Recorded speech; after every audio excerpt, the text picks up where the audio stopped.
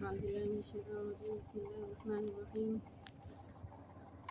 شجاعت مصطفى إن الحمد لله نحمده ونستعينه ونستغفره ونعوذ بالله من شرور أنفسنا ومن سيئات أعمالنا من يهده الله فلا مضل له ومن يضلله فلا هادي له وأشهد أن لا إله إلا الله وحده لا شريك له وأشهد أن محمدا عبده ورسوله أما بعد فأعوذ بالله السميع العليم من الشيطان الرجيم بسم الله الرحمن الرحيم فاصدع بما تؤمر وعارض عن المشرکین۔ تمام قسم کی تعریفات وحدہ لا شریک خالق کائنات مالک ارض و سما کے لیے ہیں اور لاکھوں کروڑوں درود و سلام ہوں اس ہستی اقدس و مقدس پر جن کا نام نامی اسم گرامی محمد صلی اللہ علیہ وسلم ہے۔ وہ ذات مقدسہ مبارکہ مطہرہ کے رب العزت نے جنہیں رحمت کائنات بنا کر بھیجا اور جن کے ذریعے اہل کائنات کی ہدایت اور رہنمائی کا بندوبست فرمایا۔ تم سے بتا رہے ہیں تم ابھی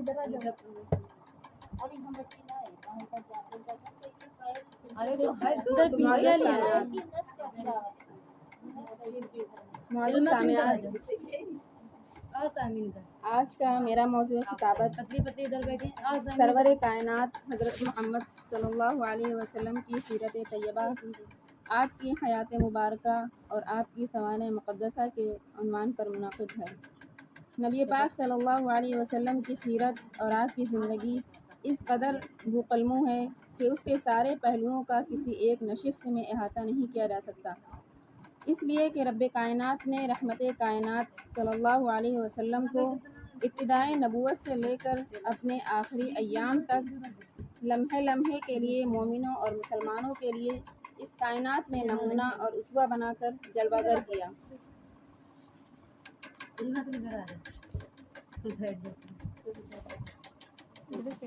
آج کا میرا موضوع خطابت سرور کائنات حضرت محمد صلی اللہ علیہ وسلم کی سیرت طیبہ، آپ کی حیات مبارکہ اور آپ کی سوانح مقدسہ کے عنوان پر ہے۔ نبی پاک صلی اللہ علیہ وسلم کی سیرت اور آپ کی زندگی اس قدر پورے میں پھیلی ہوئی ہے کہ اس کے سارے پہلوؤں کا کسی ایک نشست میں احاطہ نہیں کیا جا سکتا، اس لیے کہ رب کائنات نے رحمت کائنات صلی اللہ علیہ وسلم کو ابتدائے نبوت سے لے کر اپنے آخری ایام تک لمحے لمحے کے لیے مومنوں اور مسلمانوں کے لیے اس کائنات میں نمونہ اور اسوہ بنا کر جلوہ گر کیا۔ اس لحاظ سے آپ کی سیرت کے ہر پہلو کو اپنی نگرانی میں استوار کیا تاکہ آنے والی نسلیں آپ کی سیرت کی روشنی میں اپنی زندگیوں کو درست کر سکیں۔ معاملات دنیا کے ہوں یا آخرت کے، چاہے معاملات کاروبار سے متعلق ہوں، لین دین، تجارت، معاشرت، اقتصادیات، عمرانیات، اخلاقیات، سیاسیات، عدل و انصاف، عبادت، زہد اور ریاضت، کوئی بھی پہلو ہو، رب قدوس نے ان تمام پہلوؤں میں حضرت محمد صلی اللہ علیہ وسلم کو ایک کامل اور مکمل دستور حیات دے کر اور اس پر گامزن فرما کر مبعوث کیا، بلکہ نبوت سے پہلے کے اوقات میں بھی اللہ رب العزت نے محمد رسول اللہ صلی اللہ علیہ وسلم کی تربیت کا خصوصی اہتمام کیا۔ اس لیے اپنے کلام پاک میں یہ بات ارشاد فرمائی، الم یجد کا یتیمن فآوا، اے میرے محبوب، دنیا والوں کی پرورش ان کے ماں باپ کیا کرتے ہیں، ہم نے آپ کی پیدائش سے پہلے ہی آپ کے باپ کے سایہ شفقت کو آپ کے سر سے اٹھا لیا۔ آنکھ کھولی تو ماں نے بھی عدم کا سفر اختیار کر لیا، تھوڑا سا آگے بڑھے دادا نے بھی اپنی آغوش میں لے لیا تو انہیں بھی بلاوا آ گیا، اور یہ سب کچھ ایک انتظام کے تحت ہوا، اس لیے کہ کوئی شخص یہ نہ کہے کہ محمد صلی اللہ علیہ وسلم کی پرورش ان کے باپ نے کی ہے، ان کی والدہ نے کی ہے، ان کے دادا نے کی ہے۔ فرمایا الم یجد کا یتیمن فآوا، یہ سورہ ضحیٰ کی آیت ہے قرآن کی۔ ہم نے ان سب رشتوں کو اٹھایا تاکہ آپ کی پرورش اپنی نگرانی میں کی جائے۔ اللہ رب العزت نے امام کائنات، فخر موجودات، رحمت للعالمین صلی اللہ علیہ وسلم کی غور و پرداخت اور آپ کی پرورش و نگہداشت کا انتظام آپ کی پیدائش کے فوراً بعد ہی اپنے ذمے لے لیا۔ یہ اہتمام اس لیے کیا کہ پہلے جتنے نبی، جتنے پیغمبر اور رسول اس کائنات میں جلوہ گر ہوئے، ان سب کی نبوتیں ایک خاص زمان اور مخصوص مکان تک محدود تھیں۔ اللہ پاک نے نوح علیہ السلام کو منصب نبوت پر سرفراز کیا اور ساتھ ہی فرمایا لقد ارسلنا نوحا الی قومہ، ہم نے نوح کو پیغمبر بنایا لیکن ان کی رسالت کا دائرہ کار ان کی اپنی قوم تک محدود تھا۔ وَإِلَىٰ ثَمُودَ أَخَاهُمْ صَالِحًا، صالح علیہ السلام نبی بنے لیکن وہ صرف قوم سمود کے نبی تھے۔ وَإِلَىٰ عَادٍ أَخَاهُمْ هُودًا، ہود علیہ السلام پیغمبر بنائے گئے لیکن ان کی پیغمبری بھی صرف قوم عاد کے لیے تھی۔ وَإِلَىٰ مَدْيَنَ أَخَاهُمْ شُعَيْبًا، یہ ساری جو پڑھ رہے ہیں آیتیں یہ سب قرآن کی آیتیں ہیں، اللہ تعالیٰ فرما رہے ہیں وَإِلَىٰ مَدْيَنَ أَخَاهُمْ شُعَيْبًا، ہم نے مدین کی طرف شعیب علیہ السلام کو اپنا فرستادہ بنا کر بھیجا کہ غیر مدین کے لیے آپ کی امامت کا ماننا لازم اور ضروری نہ تھا۔ حضرت موسیٰ علیہ السلام اللہ کے جلیل القدر نبی اور عظیم المرتبت رسول تھے، آپ کو بھی پیغمبری بخشی گئی لیکن آپ کی دعوت بھی صرف بنی اسرائیل کے لیے تھی۔ حضرت عیسیٰ روح اللہ علیہ السلام اس کائنات میں جلوہ گر ہوئے، آج کی موجودہ انجیل میں ان کی یہ بات موجود ہے۔ آپ نے ارشاد فرمایا کہ رب کائنات نے مجھے صرف بنی اسرائیل کی اصلاح کے لیے بھیجا ہے۔ امام کائنات علیہ السلام نے ارشاد فرمایا کلما ما ہلک نبی خلفہ نبی، جتنے بھی نبی آتے رہے ایک خاص جماعت، ایک خاص قوم، ایک خاص قبیلے، ایک خاص گروہ، ایک خاص بستی، ایک خاص زمانے تک آتے رہے اور ان کے بعد دوسرے پیغمبر آتے تو پہلے پیغمبر کی قیادت و امامت کا سلسلہ ختم ہو جاتا، لیکن جب منصب رسالت پر اس شخصیت گرامی کو سرفراز کیا گیا جس کا نام نامی محمد بن عبداللہ ہے تو رب کائنات نے پہلے دن ہی انہیں یہ سند امتیاز عطا فرما دی۔ قل یا ایھا الناس انی رسول اللہ الیکم جمیعا، زمانہ گوش بر آواز ہے، دنیا تیری آواز سننے کی منتظر ہے۔ وہ سوچتے ہیں یہ نیا آوازہ، یہ نئی پکار، یہ نئی للکار جو آج فاران کی چوٹیوں سے بلند ہوئی ہے اس کا دائرہ کتنا ہے؟ کہہ دو پہلے دن ہی یہ اعلان کر دو انی رسول اللہ علیکم جمیعا، او کائنات کے لوگوں سن لو، اللہ تعالیٰ نے مجھے صرف قریش کا نبی نہیں بنایا، رب نے مجھے صرف عربوں کا پیغمبر نہیں بنایا، عرش والے نے مجھے صرف جزیرہ عرب کی طرف مبعوث نہیں کیا۔ انی رسول اللہ علیکم جمیعا، شمال سے لے کر جنوب تک اور مشرق سے لے کر مغرب تک جتنی کائنات موجود ہے جب تک میری قیادت کا اعتراف نہ کرے گی رب کی بارگاہ میں قبولیت حاصل نہیں کر سکتی۔ میں پیغمبر، میں رسول، میں نبی، ایک نئی طراف کا نبی ہوں، میری قیادت و امامت کسی خاص بستی تک محدود نہیں ہے، عربوں کو بھی ماننا ہے، عجم کو بھی ماننا ہے، اپنوں کو بھی ماننا ہے، بیگانوں کو بھی ماننا ہے۔ کسی کے ذہن میں یہ خیال آ سکتا ہے کہ یہ دائرہ کار جو اتنا وسیع ہے ایک وقت آئے گا کہ یہ زمانہ بیتے گا، حضور صلی اللہ علیہ وسلم کی سیادت و قیادت ختم ہو جائے گی، کوئی اور آئے گا جو آپ کی جگہ لے لے گا۔ تو فرمایا نہیں، یہ بھی اعلان کر دو ما کان محمد ابا احد من رجالکم ولکن رسول اللہ وخاتم النبیین، جب تک کائنات موجود ہے، امام کائنات کی امامت موجود ہے، کبھی یہ نہیں ہوگا کہ دنیا رہے اور سرور کائنات کی امامت نہ رہے۔ دنیا ہے تو محمد رسول اللہ صلی اللہ علیہ وسلم کی رسالت بھی ہے، اور جس دن دنیا میں سرور گرامی صلی اللہ علیہ وسلم کا ماننے والا نہ رہے گا اللہ اس کائنات کو بھی باقی نہیں رکھے گا، اس دن قیامت آ جائے گی۔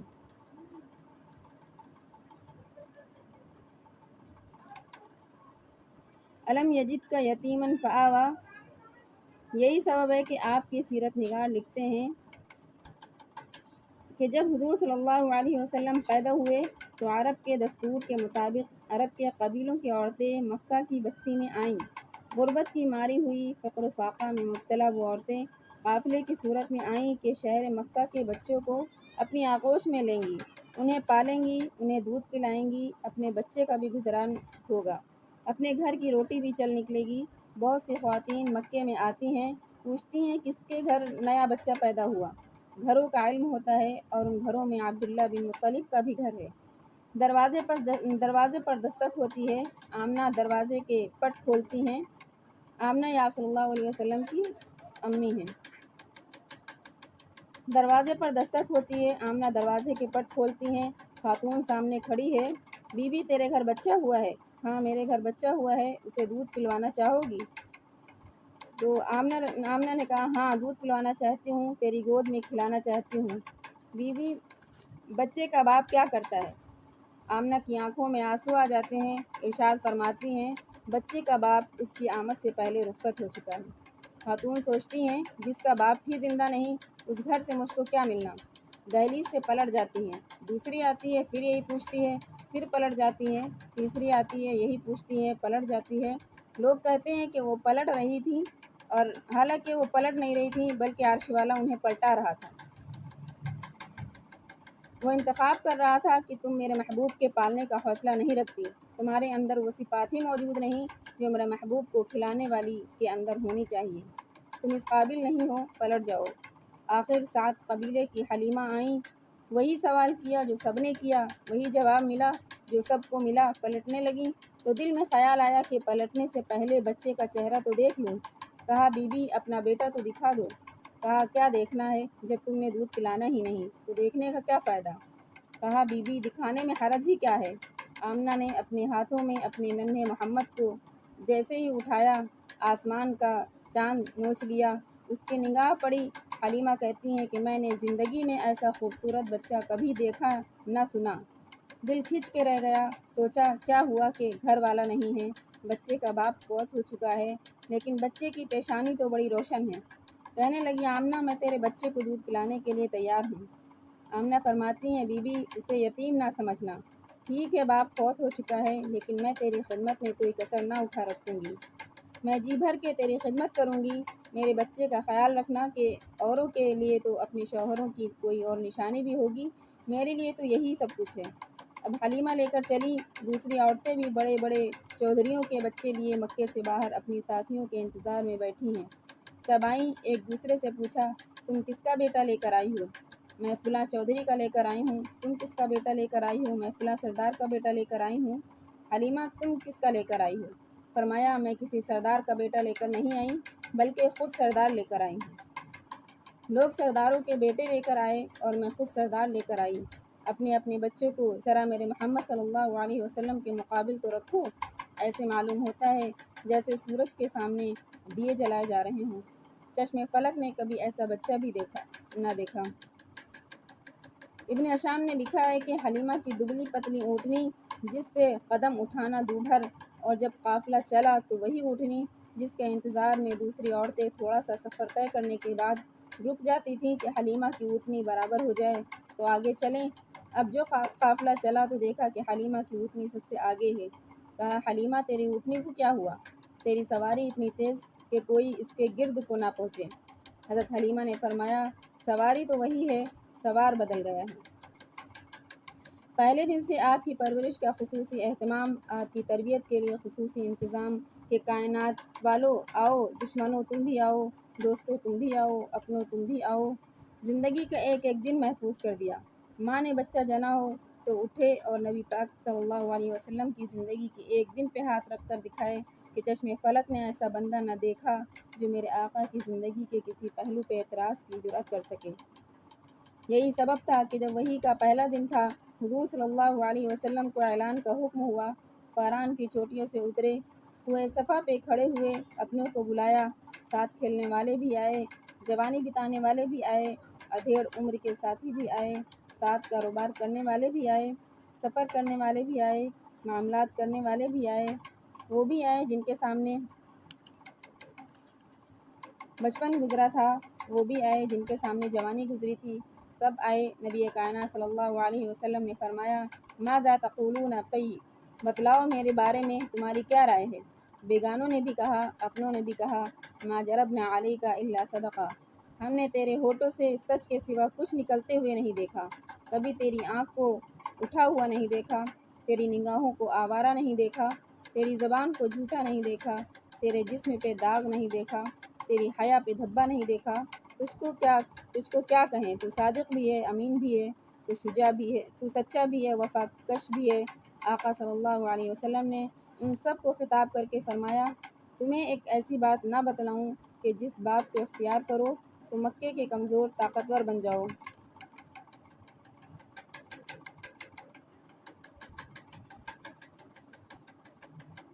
اور آج کا ایک یتیم انہیں دعوت دے رہا ہے کہ آؤ تمہیں ایک ایسا نسخہ نہ بتلاؤں کہ عرب کے غلاموں اس نسخے کو اختیار کرو گے تو عجم بھی تمہارے پیروں کے نیچے اور عرب بھی تمہارے قدموں تلے عرب کے بھی بادشاہ اور عجم کے بھی مالک ابو جہل، عتبہ، شیبہ اور ولید سب حیران ہیں۔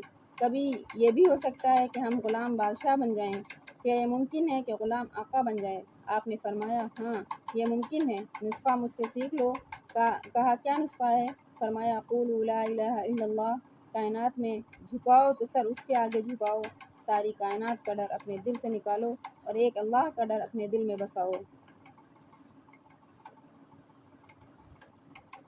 آج ہر سبق یاد ہے لیکن یہی سبق یاد نہیں رہا۔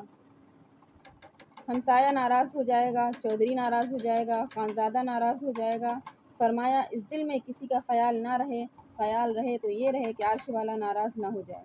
سب کے خوف کو نکالو، صرف ایک اللہ کا خوف باقی رہے، یہی توحید ہے۔ قولوا لا الہ الا اللہ۔ آج اتنی بڑی کثرت کے باوجود وہ مقام نہیں ملا جو ہمیں ملنا چاہیے۔ اس کا سبب یہی ہے کہ ہم باوجود توحید کے دعووں کے شرک میں گرفتار ہیں۔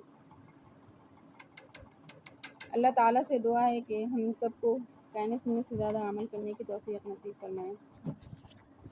آمین۔ وآخر دعوانا الحمد للہ رب العالمین۔